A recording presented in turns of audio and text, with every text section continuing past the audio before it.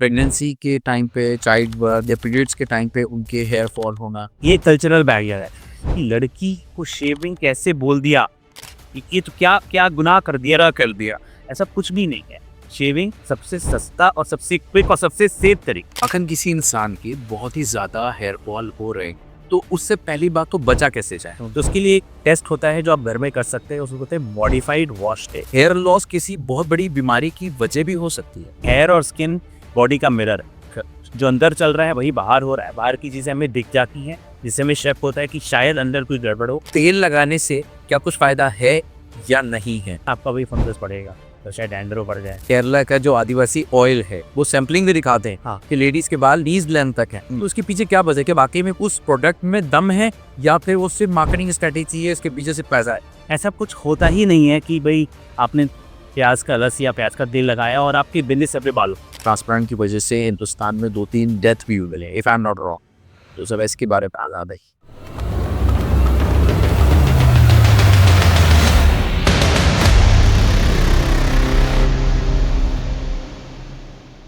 So doctor Guran, welcome to Shiraz Khan shows. वैसे तो बहुत सारे सवाल हैं, क्योंकि लोगों को जानने हैं और हमारे व्यूअर्स को जानने हैं, और ये इससे अच्छा मौका नहीं मिलेगा कि एक सेलिब्रिटी हेयर ट्रांसप्लांट डॉक्टर से हमारी मुलाकात होगी और हमें अपने बारे में भी जानने का मौका मिल जाएगा। तो सबसे कॉमन क्वेश्चन के साथ शुरू करते हैं डॉक्टर साहब, कि जो हेयर लॉस है, इसकी सबसे कॉमन वजह आम पब्लिक में क्या होती है और क्यों होता है? देखिए, हेयर लॉस मल्टीफैक्टोरियल होता है यूजुअली, और मल्टीप्ले ऑफ वेरियस फैक्टर्स है। लेकिन जो सबसे इम्पॉर्टेंट और सबसे कॉमन फैक्टर है वो है जेनेटिक्स, हेयर फॉल का। अगर आपके फैमिली में हेयर के इश्यूज हैं, बॉल्डर्स के इश्यूज हैं, खासतौर से मेल मेंबर्स में, तो आपके अंदर भी होने के चांसेस ज़्यादा होते हैं। और आज के डेट में जो सबसे ज़्यादा लोग बॉल्ड हो रहे हैं, चाहे मेल या फीमेल्स में भी हेयर थिनिंग हो रही है, सबसे बड़ा कॉज है वो है जेनेटिक। जिससे आपका अब जेनेटिक से क्या होता है कि जो मेल हार्मोन है वो आपके बालों में अटैच होके बालों को पतला करता चला जाता है।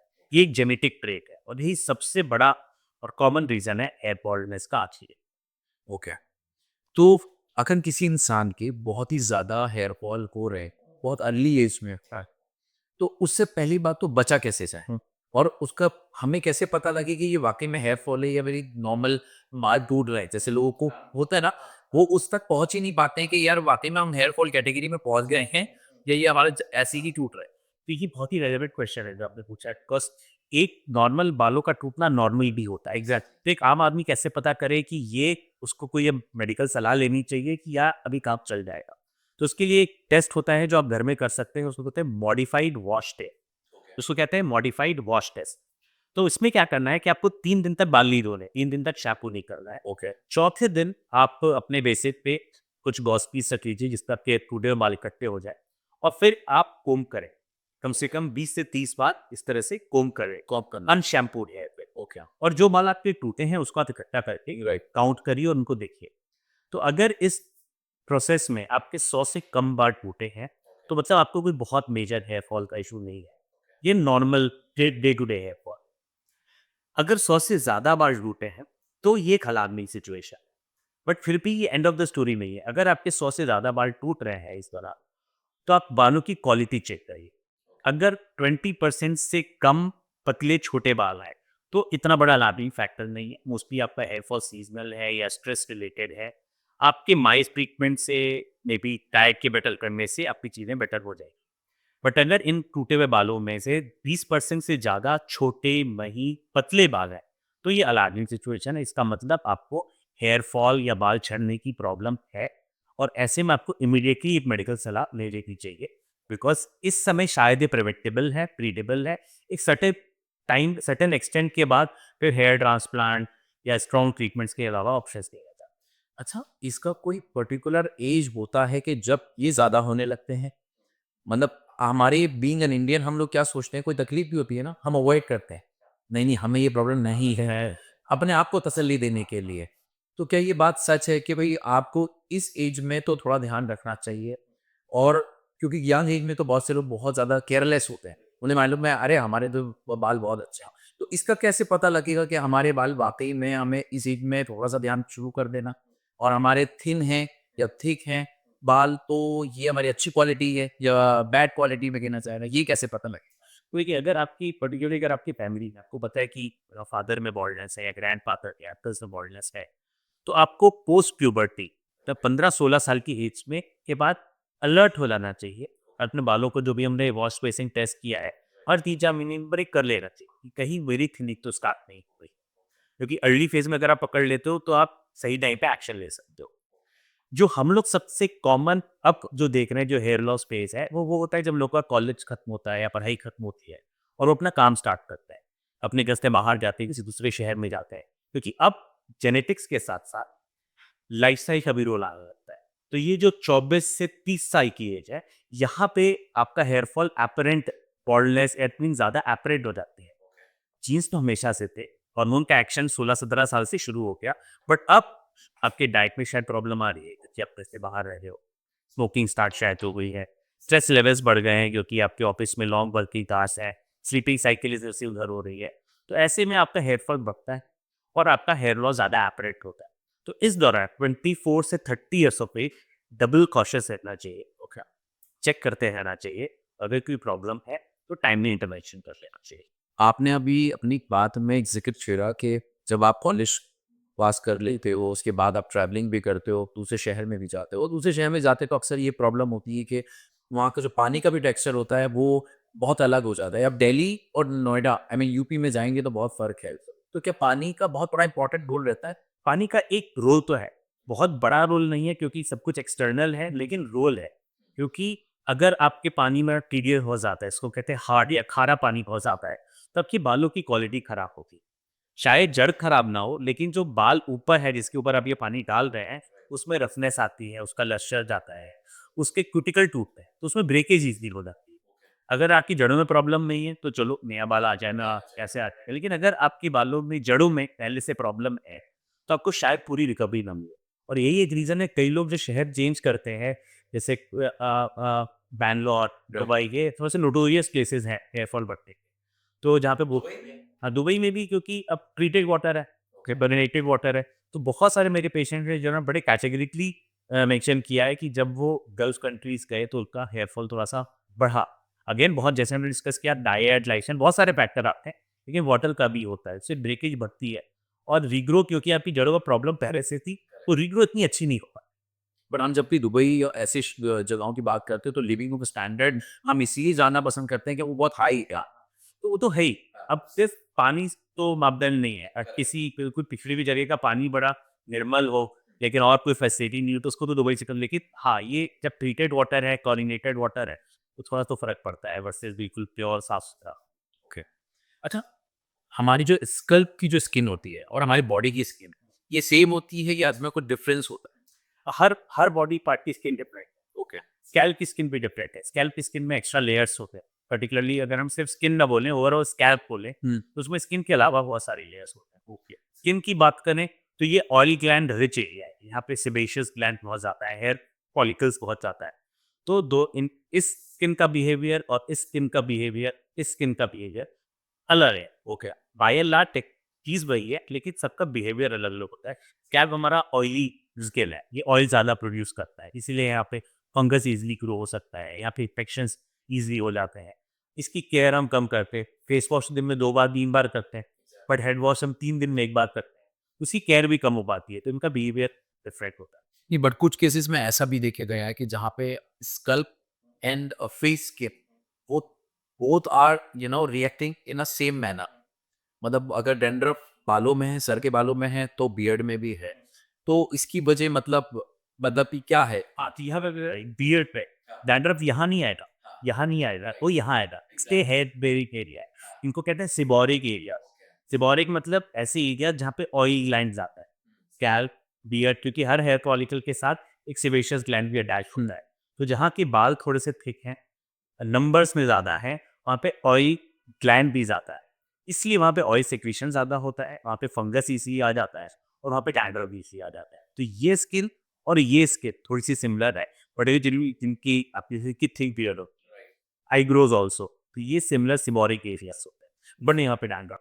तो फेस की बियर्ड की जो आप डैंड्रफ से किस तरीके से बचा, क्योंकि आपने हेयर का तो बहुत सारे ट्रीटमेंट हैं और बहुत सारे तरीके हैं उसे बचने के लिए। बट क्या फेस के डैंड्रफ से बचने के लिए इतनी ज्यादा बात की भी नहीं जाती है, क्योंकि बियर्ड का फैशन है, मुझे ऐसा लगता है अभी आया है, पिछले हाँ 4-5 साल से बहुत ज्यादा आया है, और लोगों को प्रॉब्लम भी अब ज्यादा आने लगी है, तो इसके बारे में थोड़ा सा होता है। तो ये भी बहुत रेलेवेंट क्वेश्चन है, क्योंकि स्कैल्प का सबको पता है एंटी डैंड्रफ शैम्पू हो रहा है। आपने कीटोकोनाजोल और वो शैम्पू हम फेस पे तो नहीं लगा सकते? जी यहाँ पे प्रॉब्लम है, फेस पे लगा सकते हैं। शैम्पू क्या है? शैम्पू एक साबुन है। ओके। आप उसको बिल्कुल फेस पे लगाइए। लोगों को लगता है कि अरे ये क्या बात हुई? ये तो शैम्पू है, ये तो सिर्फ सर के लिए है, मेरा फेस खराब हो जाएगा। एग्जैक्टली, फिर वो यूज करते हैं। फेस वॉश सब कुछ सेम है। फेस वॉश हो, साबुन का बार हो, शैम्पू हो, बड़ी सिमिलर सी चीज़ है। उनकी मार्केटिंग ऐसी है कि शैम्पू मतलब सर, फेस वॉश मतलब ये, या साइंस से बेटर है फेस वॉश। ऐसा नहीं होता। अगर आप अच्छी क्वालिटी के प्रोडक्ट यूज़ कर रहे हो, उसकी इंग्रीडिएंट सब कुछ सही है, तो सब आजकल आजकल सॉलिड शैम्पू आने लगे हैं। ओके। साबुन की शेप में शैम्पू, सिर्फ उसमें कंडीशनर भी है और ये सारी चीज़ें। तो किस लिक्विड फॉर्म में मिल रहा है या आपको सॉलिड फॉर्म में मिल रहा है, उससे कोई फ़र्क नहीं पड़ता। अंदर क्या है मटेरियल, उससे फ़र्क पड़ता है। तो to answer your question, beard पे भी डैंड्रफ होता है, बहुत कॉमन होता है। वही शैम्पू जो आप सर के डैंड्रफ के लिए यूज़ करते हैं, सेम आप अपने बियर्ड के लिए भी यूज़ कर सकते हैं। वो आप अपने आईब्रो के लिए भी यूज़ कर सकते हैं। ओके, और उस पे एक्स्ट्रा बाल नहीं उग जाएँगे। शैम्पू से एक्स्ट्रा बाल नहीं उगते। शैम्पू बस एक साबुन है सफाई के लिए। एंटी डैंड्रफ शैम्पू में साबुन के साथ-साथ कुछ एंटी फंगल केमिकल्स हैं, जो आप दोनों ही जगह आराम से इस्तेमाल कर सकते हैं। हम लोग बैक पे एज़ अ बॉडी वॉश भी रिकमेंड करते हैं शैम्पू। कुछ लोगों को एक कंडीशन होती है पी फॉलिकुलाइटिस, स्किन का फंगस। सेम फंगस जो यहाँ पे भी काम कर रहा है, वही फंगस यहाँ पे भी काम कर रहा है। तो हम यहाँ पे बॉडी पे वो शैम्पू रिकमेंड करते हैं कि आप उसको as a body wash use करें, और आप उसको एज़ अ फेस वॉश भी यूज़ कर सकते हैं अगर आपको डैंड्रफ बियर्ड का है। और रही बात शैम्पू के नाम की, या जो भी आपने पार में बोला, वो भी मैं उसके बारे में आपसे इसलिए पूछूंगा, उसके नाम के बारे में अगर आप कुछ रिकमेंड भी करेंगे, जी। क्योंकि बहुत ज़्यादा मेजर प्रॉब्लम आजकल उन लोगों को और यंग यूथ में देखी जा रही है कि जो बियर्ड रख रहे हैं एज अ फैशन, जी। ठीक है, हुँ। मगर उसको मैनेज करना वो बहुत बड़ी प्रॉब्लम है, और मैनेज हो नहीं पाती, क्योंकि कहीं ना कहीं डैंड्रफ लोग अवॉइड करते हैं, इसलिए क्लीन शेव हो जाते हैं। तो आपने उसके बारे में बात करी। अच्छा, एक बात बताएं, क्या आई मीन हेयर लॉस किसी बहुत बड़ी बीमारी की वजह भी हो सकती है? हेयर लॉस बीमारी की वजह नहीं होती, लेकिन बीमारियों की वजह से हेयर लॉस हो सकता है।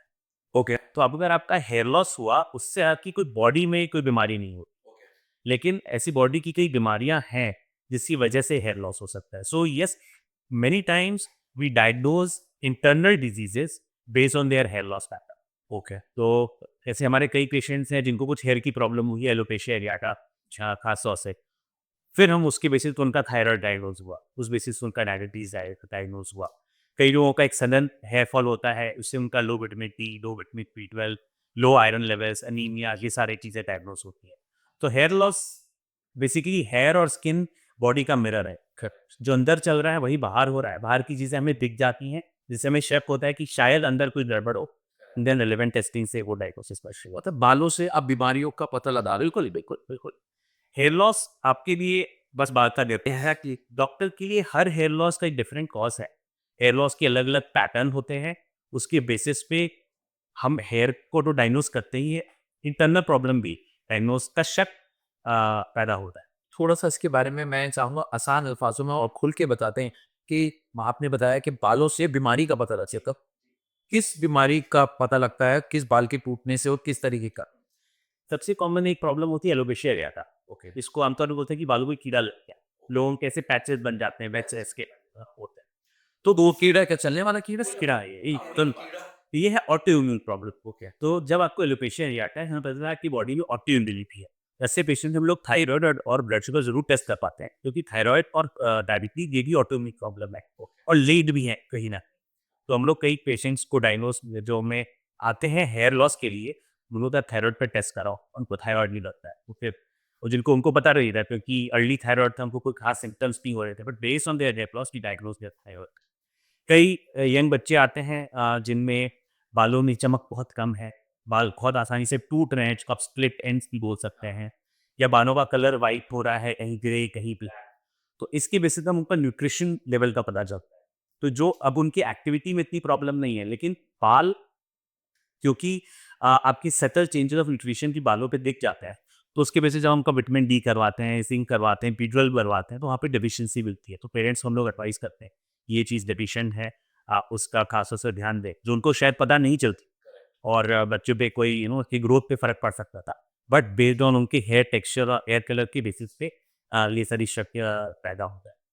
और कई बार फीवर्स के बाद कई लोगों का कोई जेनेटिक नहीं है, फैमिली में कोई बॉडीलेस नहीं है, लेकिन बाल ग्रोथ नहीं हो रही है, बायों में अच्छा नहीं हो रहा, तो हम लोग आयरन लेवल टेस्ट कराते हैं, उनका हीमोग्लोबिन टेस्ट करवाते हैं, वहाँ से उनका लीनिया पता चलता है, लीनिया का कॉज आयरन डेफिशिएंसी है कि बी12 डेफिशिएंसी है, वो पता चलता है, और फिर उसके रिलेवेंट पे टेस्ट करते हैं, क्योंकि ये सारी जो आपके ब्लड में क्या चल रहा है वो आपको इतना इजीली पता नहीं चल रहा है, लेकिन वो आपके बालों पे दिख जाता है, एंड बेस्ड ऑन दैट आप टाइम से ट्रीटमेंट लेते हो। ओके।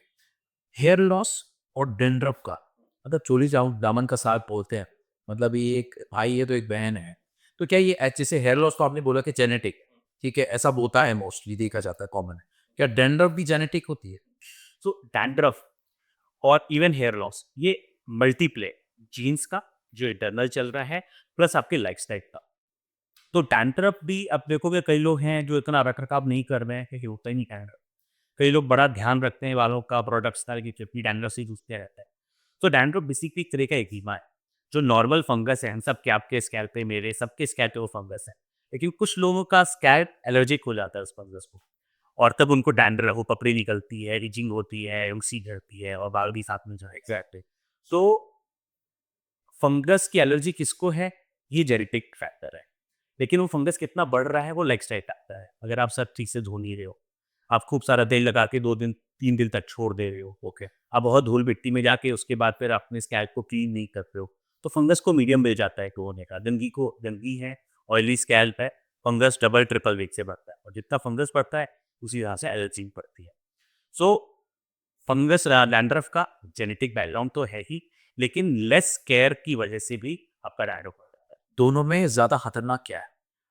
मैं बोलूँगा दोनों ही 50-50 है, लेकिन एक चीज़ है जिस पे आपका कोई वश ही नहीं है, एक चीज़ है जो टोटली आपके वश में है, तो लेट्स से ज़्यादा खतरनाक लेस हाइजीन को बोल सकता है। मतलब ज्यादा खतरनाक डेंड्रफ है? डैंड्रफ का सब ज़्यादा कॉमन रीज़न है improper care of the scalp, okay. उसकी वजह से फंगस बढ़ रहा है, इसकी वजह से प्रॉब्लम तो है ही है, बहुत ही बढ़ रहा है। ओके। और डैंड्रफ का, बालों का वाइट होना, इन दोनों का क्या तालमेल है? वाइटनेस और डैंड्रफ में अभी तक मुझे कोई डायरेक्ट लिंक नहीं मिला है, ओके। लेकिन हेयर फॉल और डैंड्रफ का, ये अच्छा, hair fall and not dandruff का लिंक है कि जब आपकी स्कैल्प पे डैंड्रफ बढ़ता है, आपकी स्कैल्प पे सूजन दी आती है, इसको हम कहते हैं इन्फ्लेमेशन। जब इन्फ्लेमेशन होता है तो बाल आसानी से टूट जाता है। जब आपका इन्फ्लेमेशन ठीक होगा तो ये बाल ग्रो भी हो जाएगा, लेकिन अगर आपकी जड़ें कमज़ोर हैं तो रीग्रोथ इतनी अच्छी नहीं हो पाएगी। तभी कई लोग बड़ा स्ट्रॉन्गली लिंक करते हैं कि उनको यंग एज में काफ़ी डैंड्रफ बार बार हुआ जो ठीक नहीं हो पाया, पपड़ी चढ़ती थी, और उसी दौरान उनका हेयर लॉस भी ज़्यादा हो गया जो इतने अच्छे से रीग्रो नहीं कर पाया। तो थोड़ा-सा वहाँ पे एक आ जाता है। अच्छा, आपने बार आपने भी नोटिस की होगी, क्योंकि बीइंग अ डॉक्टर, एक 90s का ज़माना रहा, 2000 का ज़माना रहा, जहाँ बच्चों को या फिर किसी को भी इस बात की परवाह भी नहीं होती, ठीक है? कि क्या डैंड्रफ होता है, क्या हेयर लॉस होता है। आज जो 2024-25 में हम चल रहे हैं, यहाँ पे लोग बहुत ज़्यादा कंसर्न हो गए हैं। तो इसकी कोई ख़ास वजह है, या बीमारियाँ ये पहले नहीं थी, आज हैं, या आज नई बीमारियाँ ये पैदा हुई हैं? इसकी कोई, आप इसके भी रीज़न क्या बताते हैं आप? देखिए, अगर हेयर लॉस की बात करें, तो इसमें कोई डाउट नहीं है कि आज से 15 साल पहले ये इतनी ज़्यादा कॉमन नहीं ओके। होता था हेयर लॉस लोगों को, लेकिन ये एज के बाद होता। इतने ज़्यादा लोगों को कितनी एज के बाद? जनरली जो अगर मेरे फादर की जनरेशन की बात करें, तो ये हेयर लॉस डिजीज़ेज़ मानी जाती थी 5th डिकेड की प्रॉब्लम, मतलब 40 साल प्लस। और उस एज में लोगों की शादी हो चुकी होती थी, अपना सोशल वो माइलस्टोन लोगों ने क्रॉस कर लिया होता था, वो लोग इतनी परवाह नहीं करते थे एज। प्लस हमारी इंडियन सोसाइटी भी इतना ज़्यादा लुक्स पे और यू नो आपके प्रेजेंटेशन पे इतना ज़्यादा फोकस नहीं था। पिछले एक डिकेड में जीन्स तो वहीं के वहीं है, लेकिन हमारी लाइफस्टाइल में बहुत मेजर शिफ्ट आया। ओके, लो जो न्यू आईटी वाला ज़माना है, फास्ट फूड का ज़माना है, तो हमारा डाइट कमज़ोर हुआ है, हमारे स्ट्रेस लेवल्स बढ़े हैं, हमारा वातावरण चेंज हुआ है, water quality, food quality, everything has I would say deteriorated last 10 years. तो उसकी वजह से जो हेयर लॉस हो रहा है वो यंगर एज ग्रुप में हो रहा है। अब ये प्रॉब्लम है थर्ड डिकेड की, 20 साल प्लस में। और ये वो टाइम है जहाँ पे लोग अनमैरिड हैं, लोग सोशली उस तरह के सोशल सर्कल में एक्टिव हैं जहाँ पे लुक्स का, प्रेजेंटेशन का बहुत बड़ा रोल होता है। अब तो लोग मुझे बोलते हैं कि even in their jobs, in their professional career भी लुक्स का फ़र्क हुँ। आता है। कई सारे स्टडीज, सोशल स्टडीज ऐसी हैं कि अगर दो लोग सेम कैलिबर के आ रहे हैं तो person who is looking better उसको वो जॉब मिल जाती है। अच्छा, लुक वाइज भी मतलब पे तो बहुत सारे हार्वर्ड में बहुत सारी स्टडीज हुई हैं ओके ऑन द पैटर्न कि अगर ये नहीं कह रहा हूँ मैं कि अगर आप बहुत सुंदर दिखते हो और अगर आप टैलेंटेड नहीं हो तो आप आगे बढ़ जाओगे, ऐसा तो नहीं है सर। दो लोग सेम टैलेंट के हैं तो वहाँ पे एक शायद ही एज मिल जाता है। तो इन वजह से लोग थोड़ा सा अवेयर ज़्यादा हो गए हैं क्योंकि उस एज ग्रुप को ये प्रॉब्लम होने लगी है, इसलिए ट्रीटमेंट भी ज़्यादा लोग सीख कर रहे हैं, अर्ली एज में सीख कर रहे हैं क्योंकि देखिए कि हेयर का लुक का उनकी लाइफ में एक इम्पोर्टेंस आ गया है। जब तक हेयर अच्छा है तब तक इम्पोर्टेंस नहीं है, राइट। इन सब चीज़ों की इम्पोर्टेंस तब आती है जब ये लैकिंग होने लगते हैं, जब की कमी महसूस होने लगती है, तो फिर लोग थोड़ा इसकी वजह से लोग थोड़ा सा एक्टिव हुए। तो हाँ, एंड अवेयरनेस बढ़ी है। इंस्टाग्राम, सोशल मीडिया जो 10 साल पहले हम लोग कभी जाते भी नहीं थे, हमारा तो शायद पूरे नाम भी लिखना, बट अब लोग उस पर टाइम स्पेंड कर रहे हैं। लोग देख रहे हैं कि इसके ट्रीटमेंट्स अवेलेबल हैं। एक जो इन्फ्लुएंसर्स हैं, जो सेलिब्रिटीज़ हैं, विद एग्जाम्पल सेट कर रहे हैं in the terms of looks. लोग चाह रहे हैं कि हमें भी अगर कुछ है जिससे हम भी अपने हेयर लुक को एनहांस कर सकें, तो पीपल सीक ट्रीटमेंट। तो पेशेंट भी बढ़े हैं जिनको ये प्रॉब्लम है, प्लस ट्रीटमेंट सीकर्स भी बढ़े हैं लास्ट 10 ईयर्स में। ओके।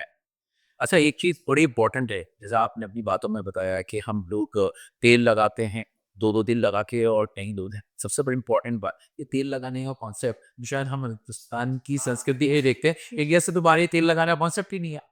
तो तेल लगाने से क्या कुछ फ़ायदा है या नहीं है? और है तो क्या है? तो अगेन ये बहुत रेलेवेंट क्वेश्चन है क्योंकि अगर आप एक डर्मेटोलॉजी की बुक देखें तो वो बोलेंगे नहीं देखा कोई यूज़ नहीं। लेकिन अगर आप मेरी नानी से बात करें, साइंटिफिकली कुछ नहीं है। मॉडल साइंटिफिकली नहीं है लेकिन उस पे मैं आऊँगा। लेकिन अगर हम नानी दाई से बात करें या केरला के लोगों से बात करें तो बहुत ही स्ट्रॉन्ग सच्चाई कहीं बीच में है। तो अगर हम जो नॉर्मल तेल यूज़ कर रहे हैं इसको मैं बोलता हूँ नॉन मेडिकेटेड, नॉन आयुर्वेदिक, जैसे नारियल का तेल, सरसों का तेल, आंवला का तेल, बादाम का तेल, इसका जड़ों पे कोई इम्पैक्ट नहीं है। ओके, ठीक है। तो अगर आप कई लोग तेल लगाते हैं, मैंने भी बचपन में किया हुआ है, तेल बाल हेयर फॉल हुआ तो लोग खूब सारा तेल लगाना स्टार्ट कर दिया, तो वहाँ पे कोई यूज़ नहीं। लेकिन कहाँ यूज़ है इन तेलों का? बालों की कंडीशनिंग में। ओके, बाल रूखे हैं, आपकी स्किन ड्राई है, बाएँ शाइन नहीं है, तो फिर आप ऊपर-ऊपर से ऑयल लगाएँगे। आधे घंटे 40 मिनट के बाद उसको निकाल दें। अच्छा, उसका लगाने का भी एक maximum time. 30 to 40 minutes enough time. Okay. इससे ज़्यादा लगाने से क्या होगा? नुकसान कुछ नहीं है लेकिन आपका वही फंगस पड़ेगा, तो शायद डैंड्रफ पड़ जाए, अगर आप 2 दिन तक उसको क्लीन नहीं करते हो तो। तो सही तरीका ये है कि अगर आपको बालों को कंडीशन करना है, तो हेड वॉश से आधे घंटे पहले लगा लें, अच्छे से और उसको धो लें, तो आपके बालों की कंडीशनिंग अच्छी हो जाती है। ओके। प्लस अब कुछ आते हैं तेल जिसको बोलते हैं Ayurvedic oil, onion oil, oil से मेथी मिला हुआ है, रोज़मेरी ऑयल, कैस्टर ऑयल। ये बाल थोड़े से मेडिकली एक्टिव होते हैं। ये वाले तेल लगाने से हल्का सा जड़ों में स्टिमुलेशन होता है, तो अर्ली हेयर लॉस के लिए यूज़फुल, नुकसान का नहीं, फ़ायदा हो तो फ़ायदा होता है। तो अनियन ऑयल या अनियन जूस, आर्गन ऑयल, अपना कैस्टर ऑयल, रोज़मेरी ऑयल, ये माइल्ड हेयर स्टिमुलेटर्स है, रूट को भी बेटर करते हैं। ओके। तो वो अलग ऑयल है। कोकोनट ऑयल, आलमंड ऑयल, बादाम का तेल, इसका रूट पे कोई इम्पैक्ट नहीं है, लेकिन बालों की कंडीशनिंग पे इम्पैक्ट है। डॉक्टर गुरा, जैसा कि आपने खुद अपनी बात में शुरू किया कि आपकी नानी के टाइम में और आपने बचपन में बूंदे भी ऑयल अप्लाई किया, ये जितने भी आप माइल्ड वाले जो ऑयलों के नाम बता रहे हैं, ये तो आज मार्केटिंग ने, मतलब कंपनीज ने एक नई नई स्ट्रैटेजीज अप्लाई करनी है कि बॉडी के ऊपर एक बड़ी सी, मतलब अनियन लगा दी कि भाई ये इससे बहुत फायदा है। यहाँ तक कि लोग बियर शैम्पू, हाँ, कि बियर की बॉटल बना दी, कॉन्सेप्ट बढ़ा दिया, मार्केटिंग है। तो आपको लगता है कि ये सिर्फ मार्केटिंग स्ट्रेटेजीज है, ये वाकई में फायदा दे रहा है? क्योंकि आज से पहले तो लोगों ने यूज भी नहीं किया ये सब चीजें। बिल्कुल सही रिपोर्ट पाया आपने। मेजरली यहाँ पे 90% तो मार्केटिंग स्ट्रैटेजी है, क्योंकि अब एक शिफ्ट तो हुआ ही है, पीपल लाइक यूजिंग नेचुरल्स। और मैं ये नहीं कह रहा हूँ कि वो यूजलेस है, वो बिल्कुल यूजफुल है, बट एक सर्टेन लेवल तक। प्रॉब्लम तब आती है जब वो अनियन ऑयल सामने रखते हैं या कोई मल्टीविटामिन सामने रखते हैं और बोलते हैं 10,000 बाल हो जाती है इससे। वो मार्केटिंग है, और वहाँ पे हमारे ऑडियंस को, हमारे व्यूअर्स को वहाँ पे भ्रमित नहीं होना चाहिए, बिकॉज ऐसा कुछ होता ही नहीं है कि भाई आपने प्याज का रस या प्याज का तेल लगाया और आपके दिने सर पे बाल उगते हैं, या आदिवासी ऑयल लगाया और आपकी गज्जे सर पे बाल उगते हैं। ये सब ठीक है, माइल्ड चीज़ है, अर्ली हेयर लॉस के लिए अच्छी है, लेकिन ये इन क्या बोलते हैं उसको, इस प्रचार से या ऐसे विज्ञापनों से भ्रमित नहीं होना चाहिए एक और इन्फ्लुएंसर है जो बड़ा प्रमोट करते हैं, लेबल पढ़ो, लेबल पढ़ो। ये भी बड़ा अच्छी चीज़ है, आप लेबल पढ़ो, समझो उसमें क्या है और ये क्या कर सकता है। अगर मैं बोलूँ onion juice is good for hair, तो ये मतलब नहीं है कि वो बहुत बाल हो जाएँगे। इसका ये भी मतलब नहीं है कि वो यूज़लेस है, वो कहीं बीच में है। ओके। तो ज़्यादातर जो है, और इनफैक्ट एक रिपोर्टर ही हैं जो उन्होंने मुझे भेजा था कि हमारी जो मिनिस्ट्री है कंज्यूमर अफेयर्स की, वो बहुत ज़्यादा प्रोएक्टिव है, क्योंकि हेयर लॉस बहुत बड़ी कॉमन प्रॉब्लम है और बहुत बड़ी इंडस्ट्री बन गई है, बात भी जो सिर्फ सोशल मीडिया के अराउंड चलती है। एग्जैक्ट। हम आप अपना फेसबुक स्क्रॉल कर रहे हो, लोग गूगल के नेट पे पढ़ते ही हैं कि हेयर लॉस क्या है, और एक बार अगर आपने पढ़ लिया हेयर लॉस ट्रीटमेंट, और आपके ऐड ऐड ऐड आने शुरू, एल्गोरिदम। एल्गोरिथम्स एक्टिव हो जाता है। और अगर आप कहीं देखो कि 10 बाल उगने की गारंटी, अब वो चलो एक बार तो ट्राई कर ही लेते हैं सर, ठीक है, ट्राई करने में कोई नुकसान नहीं है, बट ऐसे प्रचारों से, ऐसे विज्ञापन से भ्रमित नहीं होना चाहिए। और अब गवर्नमेंट एक्टिव भी है और बहुत सून क्रैकडाउन होने वाला है, जैसा मुझे इन्फॉर्मेशन है। आपने इतनी इन्फॉर्मेशन दी है और सबसे इम्पोर्टेंट बात अपनी बात में की, जो मेरा सवाल आने वाला था पर उससे जवाब आपने ले लिया कि आपने कहा कि केरला का जो आदिवासी ऑयल है। अब ठीक है, एक आदमी कहता है कि मेरा प्रोडक्ट बहुत बढ़िया है, आप ये ऑयल यूज करो, आपके बाल, वो सैम्पलिंग भी दिखाते हैं कि लेडीज के बाल मतलब नीज लेंथ तक है। और उसको प्रमोट करने के लिए हर सेलिब्रिटी, बॉम्बे हो, दिल्ली हो, ऑल ओवर इंडिया से वहां पहुंच रहे हैं, उनके गांव में पहुंच रहे हैं। तो उसके पीछे क्या वजह है कि वाकई में वो उस प्रोडक्ट में दम है, या फिर उससे मार्केटिंग स्ट्रेटेजी है, इसके पीछे से पैसा है? तो मैं जो जिस गांव में वो बन रहा है, ये ना उनके बना हुआ प्रमोटर से मिला भी हूँ।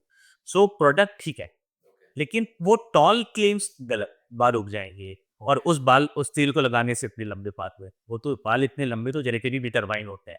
आप क्योंकि अगर बालों की साइकिल ही ऐसी कि कंधे से नहीं आगे बढ़ेंगे, तो जो मर्जी कर लो, एलोपैथी कर लो, होम्योपैथी या टीचर नहीं बढ़ेंगे, वो नहीं बढ़ेंगे। वो साइकिल डिटरमाइंड है कि इतने सालों तक एरोजन फेज रहेगा, बाल लंबे होंगे और फिर वो बाल गिरेंगे, एरोजन फेज आके गिरेगा और फिर नया बाल उगेगा। तो कोई लोगों के बाल नहीं रहता कैसे? यार वो मॉडल ही वही है जो जिनके लंबे बाल, वो हमें थोड़ी, आपको थोड़ी, मुझे थोड़ी मॉडल लेंगे, मॉडल ही वही है जिनके बाल लंबे हैं। तो अब किसी किसी ब्यूटी क्रीम का कोई ऐड है, तो उसमें कोई अच्छी सेलिब्रिटी ही मॉडल होगी, हम लोग तो जा नहीं सकते उसमें। सो ये तो मॉडल वैसा देख के लिया जाता है। प्लस बात ये हो गई कि आप एक साबुन यूज़ करिए, जो पहले बड़ा फेमस रहा था कि ये साबुन यूज़ करिए और गोरे बन जाइए। ऐसा कुछ नहीं होता, अच्छी क्वालिटी का साबुन है, वो अपना काम कर रहा है सफाई करने का, लेकिन गोरा बनने के लिए वो साबुन नहीं है, या बाकी त्वचा को बड़ा कोमल या कुछ अलग ही बना देने वाला साबुन नहीं है। तो वहाँ पे विज्ञापन है, थोड़ा-सा लियोन करने के लिए, थोड़ा-सा अट्रैक्टिव दिखाने के लिए। वैसे ही इन तेलों का हिसाब-किताब है कि दे आर नॉट यूज़लेस। ये बाल लोग कह रहे ठीक है, आपके बाल अच्छे हैं, आप चाहते हैं कि ये बड़ा हेयर फॉल ना हो या बड़ा अर्ली हेयर फॉल हो, थोड़ा-सा बालों में चमटी कर रही है, तो उसके लिए ठीक है।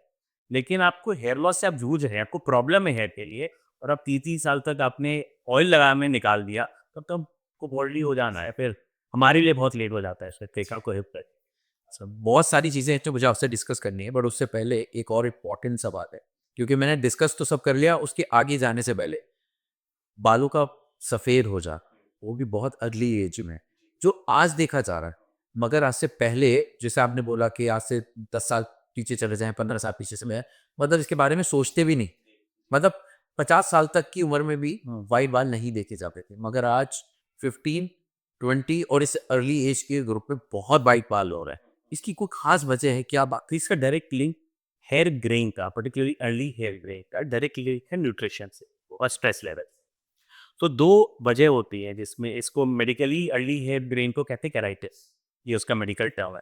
तो अगर आपके 35 साल की एज से पहले बाल सफ़ेद हो रहे हैं, तो उसको प्रीमैच्योर हेयर ग्रे कहा जाता है। इसके बाद नॉर्मल ह्यूमन एजिंग है और इसके पहले प्रीमैच्योर ग्रेइंग है। तो इसके 2 वजह हैं, एक है जेनेटिक्स, वो होते हैं कॉन्स्टिट्यूशनल। आपकी फैमिली में चला, आज ही एक फैमिली आई थी जिसमें 3 बच्चे थे, तीनों के हेयर ग्रे, मतलब 16 साल की, तीनों की हेयर ग्रेइंग हो रही थी। मैंने फादर ब्रदर से, तो फादर ब्रदर के लिए उस एज में हेयर ब्रेक हो गई थी, तो एक जेनेटिक करेक्ट। जो मेन रीजन है जो अब ज्यादा दिख रहा है वो है लैक ऑफ न्यूट्रिशन। ऐसे कई सारे विटामिन हैं जैसे कैल्शियम, पेंटोथेनेट, पावा, जिनकी डाइट में कमी से आपकी हेयर ग्रीइंग जल्दी हो जाती है, क्योंकि ये वो एलिमेंट्स हैं या ये वो माइक्रो न्यूट्रिएंट्स हैं जो आपके मेलानिन सिंथेसिस, कलर सिंथेसिस के लिए ज़रूरी होते हैं। और अगर आपकी बॉडी में ये कम हो जाते हैं, आसान अल्फाजों में थोड़ा सा बताएं। तो हमारा जो बाल काले क्यों? हाँ, क्योंकि एक मेलानिन नाम का पिगमेंट होता है जो आपकी जड़ों में बनता है जिससे बालों में कलर आता है।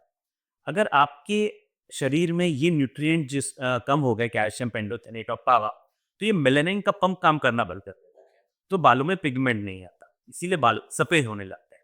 एजिंग के साथ भी यही होता है, जैसे-जैसे हमारी जड़ें कमज़ोर होती जाती है, वो मेलानिन पंप काम कम करना कर देता है, जिससे वजह से वो बाल आपके पिगमेंट आपके बालों तक पहुँच ना पाता। और यही न्यूट्रिशन की कमी से होता है। आपके मेलानिन का जो पंप है, जो काला बनाने वाला पिगमेंट है, उसका वो आपके बालों तक पूरी लेंथ तक पहुँच नहीं पा रहा है। तो यहाँ पे जब हम सप्लीमेंट देते हैं इन चीज़ों का, तो कई पेशेंट्स में वो पिगमेंट पंप फिर से एक्टिवेट हो जाता है। मेरा सवाल ये आने वाला था। तो फिर वो उनको इम्प्रूवमेंट मिल जाता है। सब में हिट एंड ट्रायल ट्रीटमेंट नहीं है। ऐसा नहीं है ये पैरासिटामॉल की तरह नहीं कि फीवर कम होना ही है। ये हिट एंड ट्रायल ट्रीटमेंट होता है। कुछ लोगों में मदद होती है, कुछ लोगों में मदद नहीं होती। लेकिन ये एक अच्छा ट्रायल है, तो हम लोग सक्सेसफुली यूज़ कर। एक बहुत मिथ है या सच्चाई है मुझे मालूम नहीं, जो मैं आज आपके साथ डिस्कस करना चाहता हूँ और इस पे रोशनी डलवाना चाहता हूँ। कहते हैं कि सफ़ेद बाल आ जाता है तो उसको काटने से ज़्यादा बढ़ जाते हैं, या फिर उसको डाई करने से और ज़्यादा हो जाते हैं। अब इस मिथ पे से प्लीज़ पर्दा हटाएँ आप। ये प्योरली मिथ है ये। मिथ है? बिल्कुल ना ना उन बालों को ट्रिम करने से आप बगल वाला बाल व्हाइट हो जाएगा, ना उनको कलर करने से बगल वाला व्हाइट हो जाएगा। ये मिथ कहाँ से आई?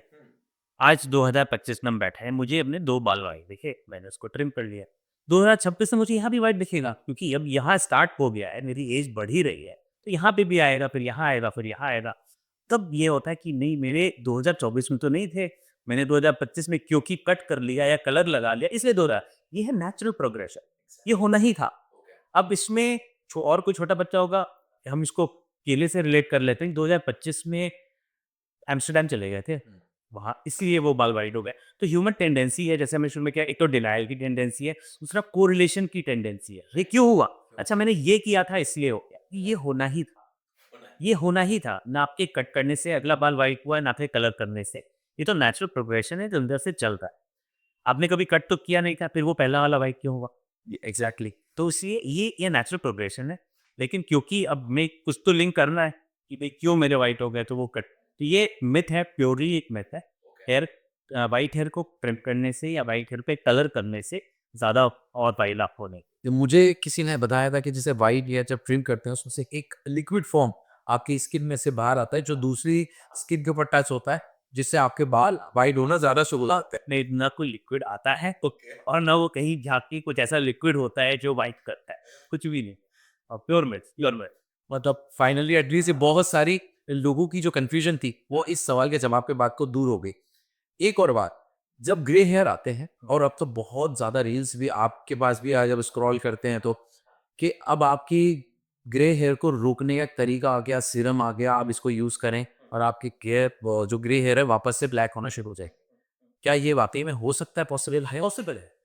हाँ, हम लोग यूज़ कर रहे हैं उसको, और मल्टीविटामिन के थ्रू भी वो जो लोशन है, 2 डार्क मिल और ग्रेवर्स लोशन है। लेकिन अगेन जब उन्होंने बोला यूज़फुल है, इसका ये मतलब नहीं कि श्योरली वो ब्लैक ऐसा नहीं होता। ये यहाँ पे वो ऐड का रोल आता है, गारंटी नहीं है। ये मैं अपने ऑडियंस को, अपने को ही बताता हूँ कि हिट एंड ट्रायल, अभी हम लोग उसको एक हिट एंड ट्रायल मानते हैं। कितने परसेंटेज, मतलब अगर आप मैं इसको परसेंटेज दूँगा सक्सेस का 25 ओनली टू। नुकसान कोई नहीं है। तो जो जो लोग बोलते हैं कि आप कुछ बताओ या मैंने ये सुना है कि हम ट्राई करें, तो मैं बिल्कुल मना नहीं करता हूँ। मैं रिकमेंड भी करता हूँ कि आप उसको ट्राई करो। विद अ राइडर कि 25% चांस है कि आपको इम्प्रूवमेंट मिलेगा, 75% चांस है कि आपको इम्प्रूवमेंट नहीं मिलेगा। ट्रायल कितने दिनों का? 3 मंथ्स का ट्रायल है। ओके, आप इसको करें, नुकसान कुछ भी नहीं है। अगर फ़ायदा मिला तो आगे कंटिन्यू करेंगे, फ़ायदा नहीं मिला तो with a pinch of salt we'll accept the problem and move on. तो मेनली तो फिर जब आपने बोला 25% तो मेनली मार्केटिंग की स्ट्रैटेजी है सिर्फ। हाँ, वो अब हम डॉक्टर हैं, हम बिल्कुल बाय द बुक हमें चल रहा है, तो हम बिल्कुल फिगर्स एंड फैक्ट्स के जो लिटरेचर बोलता है वो हम बताते हैं, जो हमारा एक्सपीरियंस है वो बताते हैं। जहाँ विज्ञापन देखेंगे वो तो 100% दिखाएँगे, तभी आप वो प्रोडक्ट खरीदोगे आपसे। तो यहाँ पे स्पेशलिस्ट का रोल आता है कि भई आपको एक सही मार्ग-दिशा बताए, सही फैक्ट्स बताएँ आपको, तो वो then you decide। तो वो जो ग्रे हेयर का सीरम है, तो आप वाक़ई में वो, मैं रील्स की बात नहीं कर रहा हूँ, लोग एडवर्टाइज़मेंट की, तो आप ही बता दें, बहुत सारे ऐसे हैं जो घर आप तक नहीं पहुँच पाए या और दूसरे शहरों से देख रहे हैं, तो वो उन सिरप्स का नाम बता दें कि लोग ट्राई करके देख लें। तो मैं खुद ब्रांड नेम नहीं लूँगा, क्योंकि हमें अलाउड नहीं होता ब्रांड नेम। तो दवाई क्या है? दवाई है डैपनिल और ग्रेवर्स। ओके, ये 2 दवाइयाँ हैं जो आपको बहुत सारे ब्रांड्स मिल जाएँगे, अपनी चॉइस से ब्रांड ले सकते हो, जो साइंटिफिकली प्रूवन है to help. Okay, and again scientifically proven का ये मतलब नहीं होता 100%। एब्सोल्यूटली प्रूवन मीन्स कि उनका कॉन्सेप्ट ही है और कुछ पेशेंट्स में वो काम करता है। अब बात करते हैं ट्रांसप्लांट की। जी, कौन से स्टेज पे आके ट्रांसप्लांट कंपल्शन हो जाता है? हेयर ट्रांसप्लांट किसी भी स्टेज पे कंपल्शन है, तो ट्रीटमेंट ऑफ चॉइस होता है जिसको, बट किसको फायदा मिल सकता है हेयर ट्रांसप्लांट से, वो जिसकी हेयरलाइन रिसीड हुई है या जिसका यहाँ पे बॉल्ड पैच बन गया है। अब हेयरलाइन रिसेशन की बड़ी सारी स्टेजेस होते हैं, तो ग्रेड 2 से ग्रेड 6 इतना रिसेशन अगर आपका हुआ है और आपको उसको वापस ओल्ड लेवल पे लाना है, तो आपके लिए ट्रांसप्लांट है। आपका यहाँ पे बॉल्ड पैच बन गया है, आपको उसको पुराने लेवल पे लाना है, तो आपके लिए हेयर ट्रांसप्लांट है। कई लोग कुछ ऐसी कंपनियां हैं जो इस तरह से अपने प्रोडक्ट भी प्रमोट करती हैं कि ग्रेड 4 से पहले ट्रांसप्लांट पीरियड नहीं है, हमारा बेटा में खाइए और आपके बाद उठिए। अगर आपके इतने से एरिया में भी बाल चले गए चले मेल पैटर्न हेयर लॉस पे, तो वहाँ पे बाल नहीं आ सकते, उसके लिए हेयर ट्रांसप्लांट है। तो अगर आपका ग्रेड 2 इतना दो फिंगर भी रिसेशन हुआ है, तो दवाई से वहाँ पे बाल नहीं उग सकते। दवाई से आपके पुराने बाल बचते हैं। आप ग्रेड 2 से ग्रेड 3 आपको नहीं जाना है, आप दवाई लेंगे। ग्रेड 3 से ग्रेड 4 नहीं जाना है, आप दवाई देंगे। लेकिन ग्रेड 2 से आपको ग्रेड 0 पे लाना है, तो आपको ट्रांसप्लांट में क्या लोगों को बहुत डर भी लगता है कि ट्रांसप्लांट की जब भी बात आती है कि सुइयां लगाई जाएंगी और उससे कोई बीमारी ना हो जाए, और इनफैक्ट ये सुना भी गया है कि ट्रांसप्लांट की वजह से हिंदुस्तान में 2-3 डेथ भी हुई है, if I am not wrong. तो जरा इसके बारे में आज़ाद है। तो हेयर ट्रांसप्लांट में सुइयाँ लग रही हैं, इंजेक्शन भी लग रहे हैं, एनेस्थीसिया भी लग रहा है, स्किन में छोटे-छोटे पक्चर भी हो रहे हैं, सब कुछ हो रहा है। लेकिन अगर अच्छे तरह से किया जाए, ब्लाइंडली नहीं किया जाए, साफ-सुथरी जगह पे किया जाए, ये बिल्कुल सेफ है। मैं इसको बोलता हूँ, जो एनालॉजी मैं अपने पेशेंट को देता हूँ, वो ड्राइविंग का। आपसे मैं सवाल पूछता हूँ, क्या ड्राइविंग अनसेफ है? अगर से का तैराना? सही तरीके से चलाओगे तो अगर आप सही तरह से होशो-हवास में चलाओगे, रूल का फॉलो करके चलाओगे, तो आपके एक्सीडेंट्स नहीं होंगे। आपने थोड़ा बहुत लापरवाही कर दी, एक्सीडेंट हो सकता है, लेकिन आप डेथ नहीं, मरोगे, मरोगे। लेकिन आप बिल्कुल इन्फ्लुएंस में, अल्कोहल के या ड्रग्स के इन्फ्लुएंस में चलाओगे, हाई स्पीड पे चलाओगे, ब्रिज से नीचे गिरा लोगे कार को, तब आप पी लो। तो हेयर ट्रांसप्लांट में बिल्कुल ऐसे ही होता है। अगर आप होशो-हवास में एक अच्छे डॉक्टर से, सही डॉक्टर जिसको पता है कि वो क्या कर रहा है, कोई प्रॉब्लम नहीं होगी, रिजल्ट्स भी आपको अच्छे मिलेंगे। अगर आप थोड़े से इनएक्सपीरियंस टीम के साथ या क्वैक्स के साथ करोगे, तो शायद आपको पेन ज़्यादा हो जाए या आपको रिजल्ट थोड़ा सा कम मिले या ज़बरदस्त थोड़ा बहुत इन्फेक्शन हो जाए। लेकिन अगर आपने बिल्कुल ही आँख बंद करके, जैसे जो 2-3 जो आप केस बता रहे हो, वो तो सारे केस सैलून्स में हुए हैं हॉस्पिटल, जहाँ पे डॉक्टर का नामो-निशान नहीं है, जहाँ पे ओटी में क्लीनलीनेस का एबीसीडी नहीं है, जहाँ पे किसी भी प्रकार की इमरजेंसी ट्रेस नहीं है।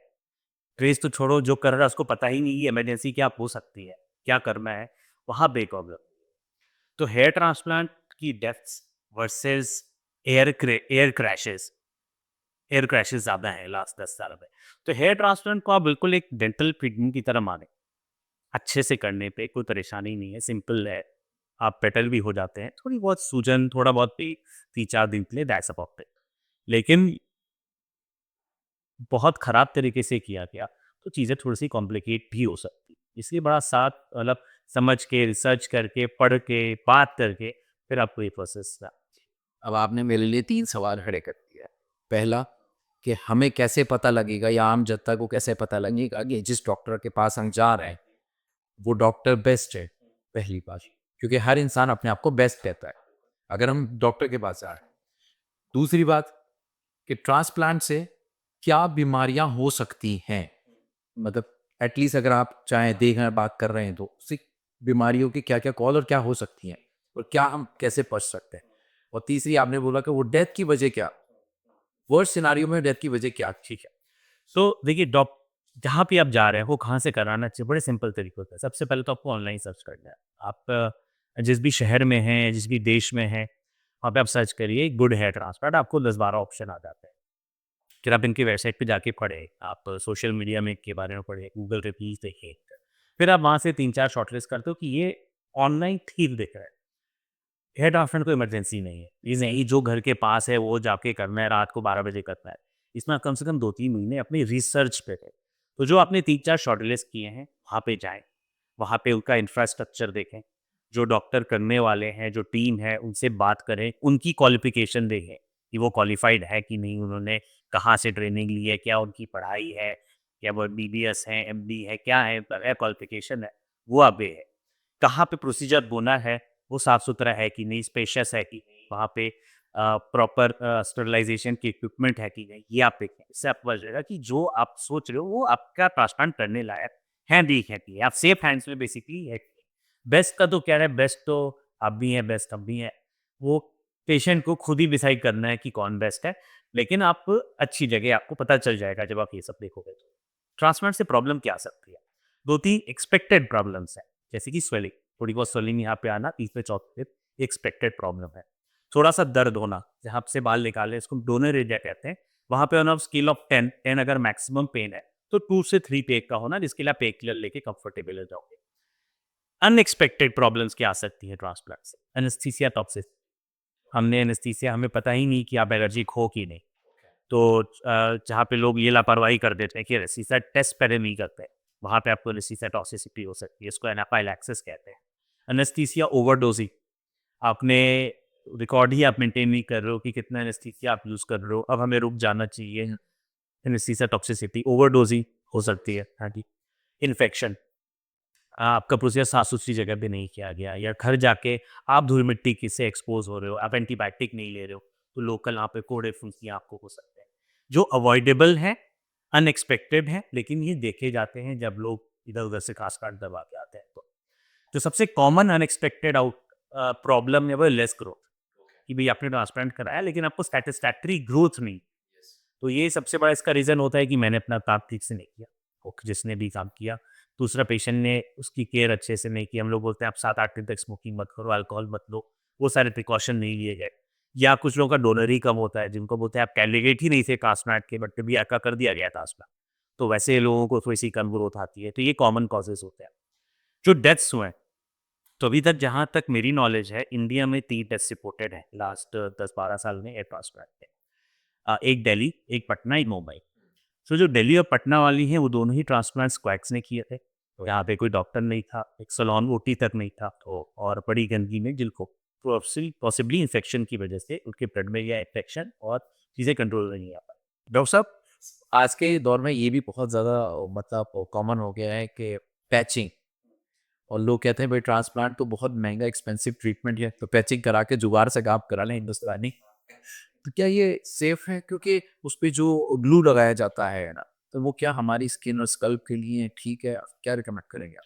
ये पैचिंग एक ठीक ऑप्शन होता है, पर्टिकुलरली उनके लिए जिनमें ट्रांसप्लांट पॉसिबल नहीं है मेडिकल इश्यूज़ की वजह से, या कई लोग डरते हैं सर्जिकल प्रोसीजर से, या ऑफ कोर्स एक अगर हम वन टाइम कॉस्ट देखें तो ऑफ कोर्स ट्रांसप्लांट में वन टाइम कॉस्ट आता है। अगर ओवरऑल देखें तो पैच महँगा पड़ता है, क्योंकि आपको बहुत सर्विसिंग और अच्छे मिले फ्री में, लेकिन वन टाइम कॉस्ट कम होती है। तो पैचिंग बाय एंड लार्ज तो सेफ है, बट उसमें जो प्रॉब्लम्स आती हैं, एक तो ग्लू रिएक्शन काफ़ी कॉमन है। तो ग्लू लगाते ही लोगों की इचिंग, एलर्जी स्टार्ट हो जाती है कई लोगों में। दूसरा, ज़्यादातर लोगों में विथ ईयर्स ऑफ यूज़ आप ग्लू लगाए जा रहे हो, वहाँ पे आप लोग देखते हैं स्किन में स्कारिंग हो जाती है, स्किन बिल्कुल स्मूथ हो जाती है। तो थोड़ा बहुत स्किन में डैमेज होता है। तो मेरे जो पेशेंट जो पैचेज़ करना चाहते हैं, वो बोलता हूँ कि आप अब अंदर थोड़ी-सी स्किन में जो डैमेज हो रहा है, स्कारिंग हो रही है, उसको आप भूल जाओ। क्योंकि अब हमेशा एक टोपी तो पहन के रखनी ही है, वो ढँक जाएगा। लेकिन एलर्जीज़ वगैरह जिनको होती है, उनमें फिर हमें बंद करना पड़ता है, और एलर्जी ज़्यादातर वो पैच के कपड़े से नहीं, वो ग्लू और टेप की वजह से ही एलर्जीज़ हो रही हैं। तो फिर उनके लिए है नहीं। कई लोग फिर वो क्लिप वाला भी अवेलेबल होता है, जो इतना सुंदर भी दिखता है, लेकिन ठीक है, तो उसमें ग्लू नहीं है, तो वो आप क्लिप से कर दो। उससे धीरे-धीरे पुल की वजह से वहाँ पे एक ऑल पैच बन जाता है, लेकिन ठीक है, इतना चलता है। जो लॉन्ग टर्म यूज़ करना चाहते हैं, उनके लिए ठीक है। और ये 2 प्रॉब्लम्स हैं पैच। तो दोनों में खर्चा कितना आता है, ज़रा ये बता दें? तो ट्रांसप्लांट थोड़ा स्किल बेस है, वो doctor to doctor, centre to centre vary करता है। लेकिन एक अगर आप एवरेज देखें इंडिया का, कंट्री टू कंट्री बहुत वेरी करता है, लेकिन अगर आप इंडिया का एक एवरेज देखें तो ट्रांसप्लांट की कॉस्ट लगभग 2 से 3 लाख रुपए है। 2 से 3 लाख रुपए आती है अच्छी जगह, डिसेंट जगह। हेयर पैच अगर आप अच्छी क्वालिटी का पैच एक अच्छी जगह से ले रहे हैं, तो 45 टू 50,000 रुपीज़ का पैच आता है क्या, और जो कि 6-8 महीने में वो मतलब बियॉन्ड रिपेयर डैमेज हो जाता है, अगर आप एक नया ले रहे थे। और जो मंथली जो सर्विसिंग होती है, वो सैलून टू सैलून डिपेंड करती है। बड़े 5 स्टार सैलून में 4-5 हज़ार रुपए का कॉस्ट आएगा, थोड़े से नॉर्मल टाइप के सैलून में 1000 डेढ़ हज़ार रुपए का कॉस्ट आएगा। तो वो मंथली सर्विसिंग कॉस्ट होती है। अच्छा, स्ट्रेस का और टेंशन का, हेयर लॉस, डैंड्रफ और इन सब चीज़ों पे कितना फ़र्क पड़ता है ये वाक़ई में? बिल्कुल डायरेक्ट रिलेशन, डायरेक्ट रिलेशन। तो जब स्ट्रेस होता है तो हमारी बॉडी में कॉर्टिसोल बढ़ता है। कॉर्टिसोल बढ़ता है तो स्टेम सेल क्वालिटी खराब होती है, स्किन की भी, हेयर फॉलिकल की भी। तो इसीलिए स्ट्रेस, ये और ये मतलब ये कोई कहने की बात नहीं है, ये साइंटिफिकली प्रूवन है और हर बंदा एंजॉय करेगा। जब एक स्ट्रेसफुल पीरियड जाता है, तो कोई ब्रेकअप होता है या मैरिटल डिस्कॉर्ड है या काम का बहुत स्ट्रेस है, बच्चों पे एग्जामिनेशन के दौरान हेयर लॉस बढ़ता है क्योंकि स्टेम सेल क्वालिटी कमजोर होती है, बाल टूटता है। फिर आप जब उस पर वर्क करते हो, फिर स्टेम सेल क्वालिटी बेटर होती है, वो बाल फिर से उग जाता है। पर अगर आपकी जड़ों में प्रॉब्लम है तो रिकवरी इतनी अच्छी नहीं होगी। सो स्ट्रेस की वजह से लोग हेयर लॉस सफ़र करते हैं इनसे। अच्छा, मैं ये सवाल स्पेशली गर्ल्स के लिए पूछना चाहूँगा कि बहुत सारे लड़कियाँ भी जानना चाहती, बेबी हेयर उनके चेहरे पर हो रहे हैं, किसी की ग्रोथ बहुत ज़्यादा होती है और किसी के, क्या उनका रेज़र का यूज़ करना, को फीमेल रेज़र बोलते हैं इसको, क्या वो सही है या नहीं है? उसका क्या सही ट्रीटमेंट है? ये बिल्कुल बिल्कुल ठीक है। सो हेयर रिमूवल का सबसे अच्छा तरीका वैक्सिंग नहीं, शेविंग है। नहीं, बट फेस की बात कर। फेस की है, फेस के दोनों, फेस हो, हैंड हो, लेग हो, फेस के लिए मैं पर्टिकुलरली चलो फेस के लिए बोल रहा हूँ। हाँ, वैक्सिंग के लोग को मैंने देखा वैक्सिंग कराते हैं, फेस पे तो बिल्कुल बेकार है वैक्सिंग, लेकिन थ्रेडिंग से बेटर है शेविंग करना। वो आपके स्किन के लिए कम ट्रॉमेटिक है, आपके लिए सस्ता है, आपके लिए आसान है और आपके लिए क्विक है। ये मिथ हट और ऐसा कुछ नहीं होता, फीमेल रेज़र, मेल रेज़र, मार्क 3 या जिलेट बट वही करेंगी। हाँ, ये मार्केटिंग है, प्योरली मार्केटिंग है। राइट। सो जो ब्लेड आप चाहे वो उस तरह से आप करो या आप मार्क 3 से करो या फीमेल जिसको एक ऐड आता है लुब्रिकेंट लगा रहता है उससे करो, सबसे कर सकते हो। शेविंग के बाद बाल थिक नहीं होते, लोग सबसे बड़ा लोग ये कल्चरल बैरियर है कि लड़की को शेविंग कैसे बोल दिया आपने कि ये तो क्या क्या गुनाह कर बुरा दिया। कर दिया। ऐसा कुछ भी नहीं है।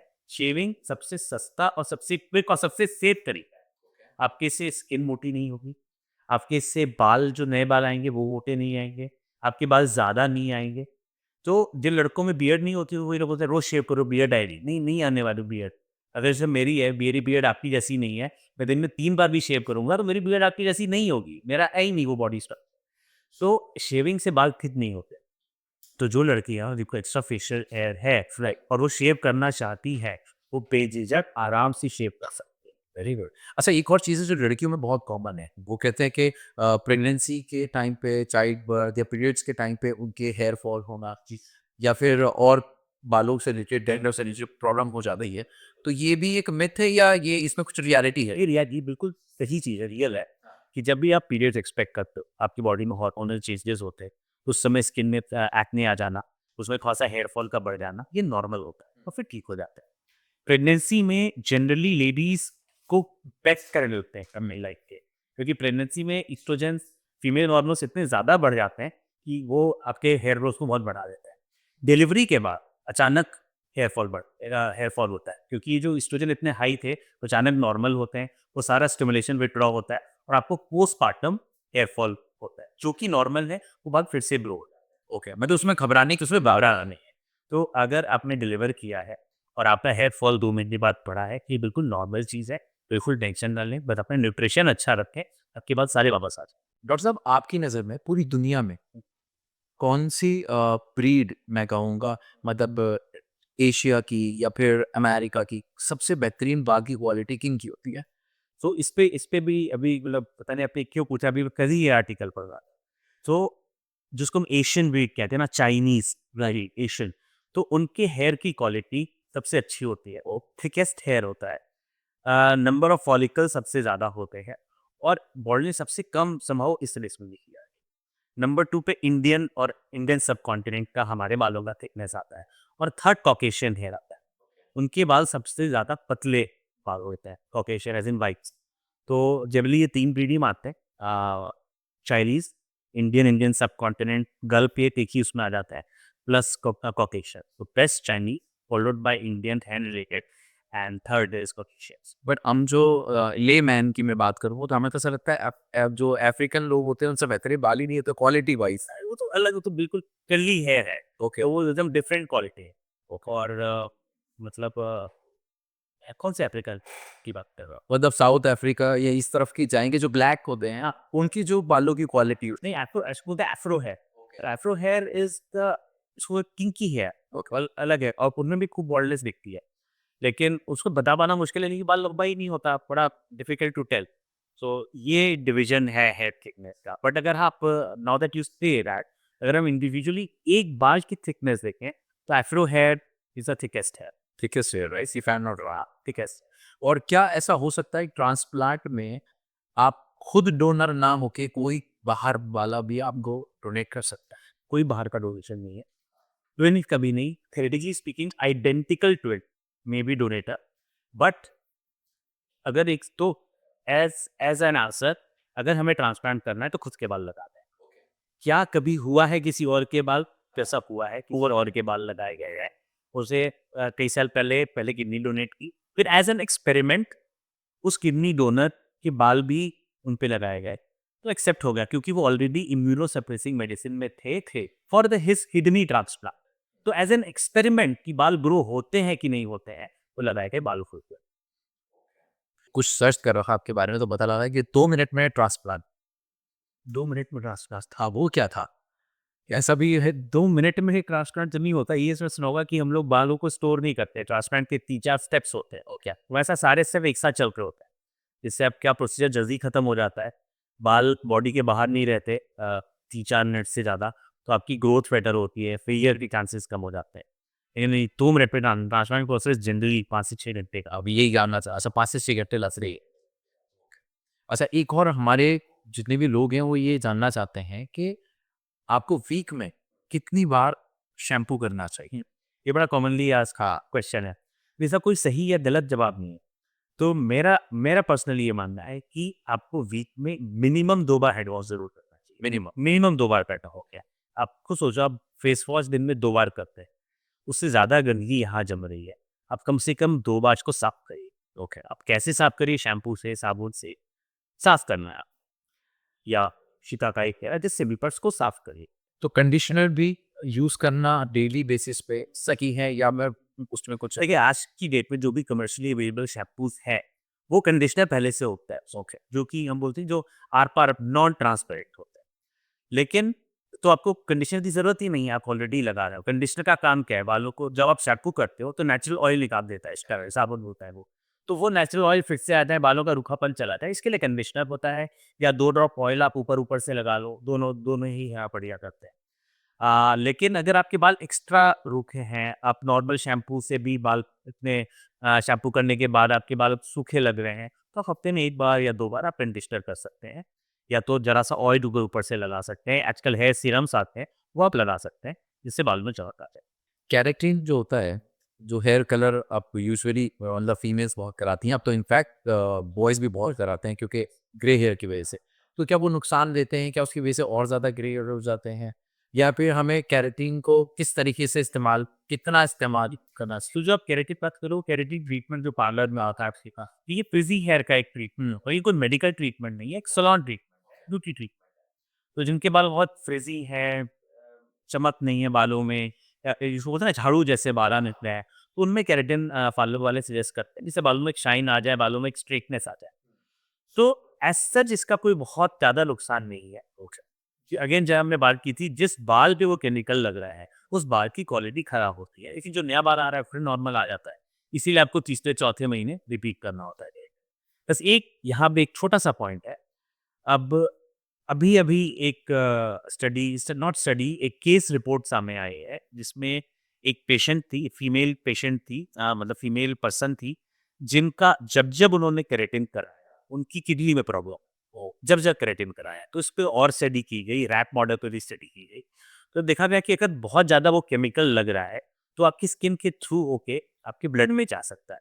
स्मोकिंग एंड अल्कोहल, इसका कितना बड़ा रोल रहता है आपकी लाइफ में, आपके हेयर फॉल में, आपके डैंड्रफ से रिलेटेड? ये कितना बड़ा इम्पैक्ट डालता है? जो चीज़ बॉडी को खराब कर रही है, जो भी चीज़, वो आपके बालों को और स्किन को भी खराब कर रही है, इसमें कोई डाउट नहीं है। तो अगर आप एक लिमिट से ज़्यादा, फिर भी अगर लिमिट क्या है उस पे भी आइए।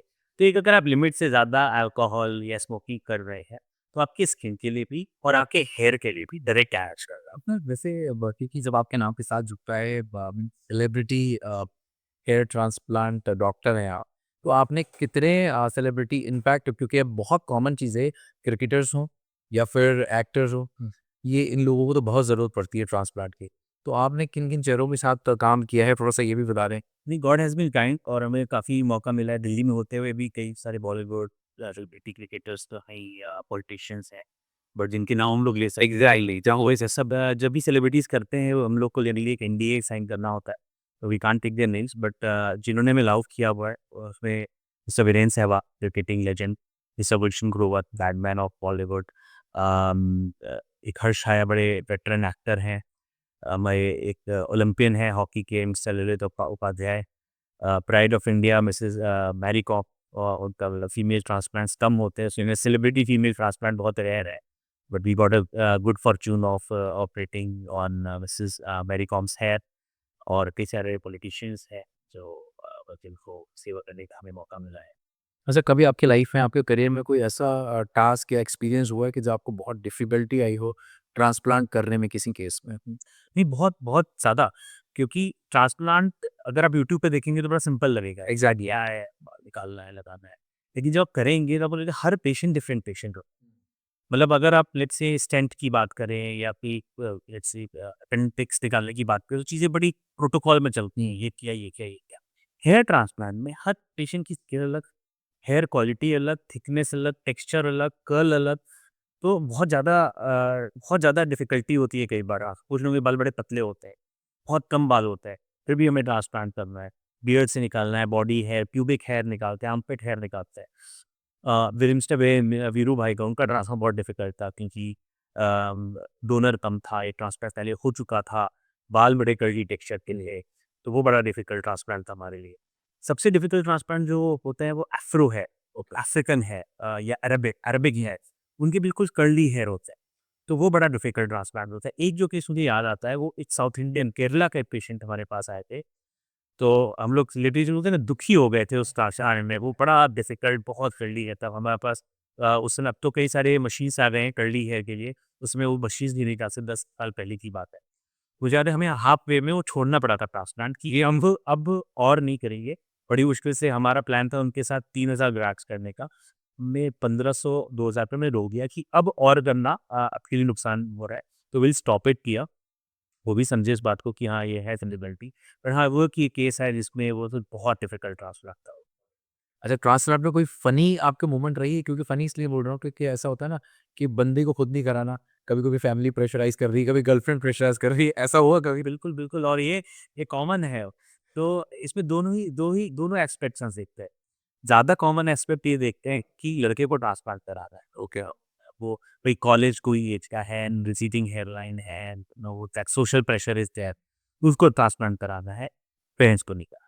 ओके। कभी मदर को नहीं कराना है, मदर जल्दी टकती है, यार नहीं क्या है, मेरा लड़का तो दहेज सुंदर है, कहीं कुछ हो ना जाए, तो वो बड़ा कंसर्न रहता है।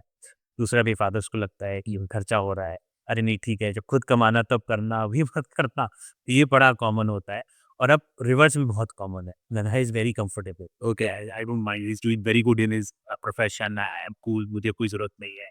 बट पेरेंट्स आर नहीं हो रही है, matrimonially get a better match as per them. तो वो भी बड़ा कॉमनली देखा है, मतलब आजकल वो बड़ा कॉमन हो गया है। तो कभी ऐसा हुआ है कोई गर्लफ्रेंड लेकर आ रही हो अपना बॉयफ्रेंड को प्लीज़ गेट हाँ, हाँ, हाँ, ट्रांसप्लांट? हाँ, हाँ, बिल्कुल, बिल्कुल, इंडियन सेटअप में ज़्यादा वाइस ज़्यादा होती है लेकिन कि अब इतना कुछ कको अच्छा, बट 2 गर्लफ्रेंड्स ही आई हैं, लोग ठीक है, what can we do better, तो ये कॉमन है। लास्टली हमारे शिराज़ खान शो के बारे में क्या कहना चाहेंगे? तो मैं आपका पॉडकास्ट, आपने जब मुझे कॉन्टैक्ट किया उससे पहले से मैंने आपका पॉडकास्ट देखा हुआ है। और मेरे एक फ्रेंड हैं फरमान, उन्होंने भी ज़िक्र किया था, उसके बाद ही मैंने देखा है। काफ़ी पॉडकास्ट की क्वालिटी बहुत अच्छी है। प्लस मैंने काफ़ी सारे पॉडकास्ट किए हैं बड़े, जो बहुत पॉडकास्ट किए हैं। बट जो मुझसे क्वेश्चंस पूछे, वो देखा कि आपने टाइम दिया है। ये नहीं सिर्फ़ जनरल जो इधर किसी से भी कोई पूछे 10 क्वेश्चन हेयर फॉल के बारे में, वो ले आएगा एग्ज़ैक्टली। बट जो सटीक क्वेश्चंस आपने पूछे हैं, और हमारा ऑलमोस्ट 2 घंटे हो गए पॉडकास्ट ये फ़िल अप करते हुए, हमारी बातें ख़त्म नहीं हो रही, और एक भी क्वेश्चन ऐसा नहीं लगा जो बहुत रिपिटिटिव था, या जो पुराने पॉडकास्ट में हम कर चुके हैं, या जो बहुत इर्रेलेवेंट था। हमने वो किया जो रिलेवेंस है। हमने ज़बरदस्ती सिर्फ़ हेयर ट्रांसप्लांट के बारे में बात नहीं की है कि वो करो, हमने वो बात की है जो वैल्यू एड, जो भी अभी हमारा पॉडकास्ट देख रहा है, उसके नॉलेज में हेयर के बारे में कुछ वैल्यू एडिशन हमें मिला होगा। और मैंने भी अपनी तरफ से कोशिश किया है यही कि बिल्कुल फैक्ट रखे हैं सारे बात पे, कहीं किसी तरह की मार्केटिंग, एडवर्टाइजिंग ये नहीं हुआ है। तो आई थिंक लोगों को अच्छा लगना चाहिए पॉडकास्ट, और always a fan of the Siraj Khan podcast. Thank you so much. आपने डॉक्टर दुरान की ये जर्नी और इतनी वैल्यूएबल एडवाइस सुनी होगी और उम्मीद करता हूँ आप सभी लोगों को बहुत पसंद भी आया होगा। अगर आपको ये पॉडकास्ट पसंद आए तो please and please do share with your friend और इस चैनल को सब्सक्राइब करना बिल्कुल ना भूलें। See you in the next podcast. Thank you.